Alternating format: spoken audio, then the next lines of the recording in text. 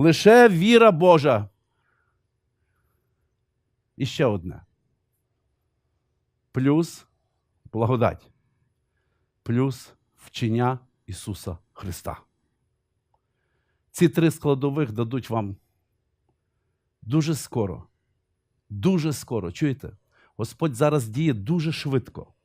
Він вибирає, Він дає ці основи, настановлення, будемо казати, тому що ми можемо, ті перші християни, вони не мали книжок, вони не мали Євангелії надрукованої. Ми сьогодні маємо цей підручник. Це надзвичайне слово, живе слово, яке ми можемо використати і, знаючи його, живучи в ньому, ми можемо діяти і звершувати що? Волю Божу, діла Божі. По-іншому ми не можемо. Це обман, тобто молитися просто нехай буде воля твоя. Та він не прийде, він не візьме тебе за руку і не поведе. Він не буде тебе штурхати, він не буде говорити мовами, тому що ти маєш говорити, ти маєш іти, і тебе не треба штовхати, ти маєш бігти.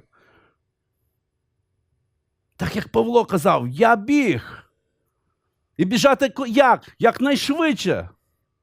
А Бог буде що? Являти навколо тебе чудеса і знамена. Це буде підтвердженням того, що ти стоїш у вірі, що ти спасенний.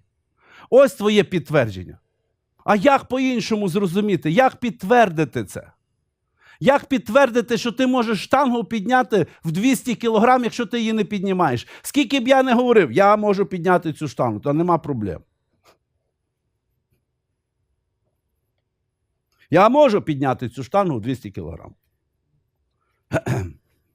Пройшов місяць. Я можу підняти цю штангу в 200 кілограм. Я можу.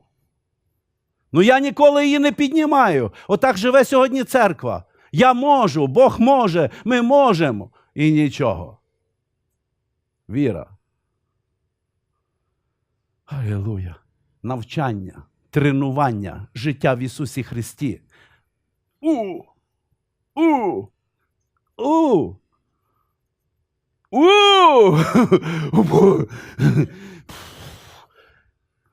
І в один час ти береш.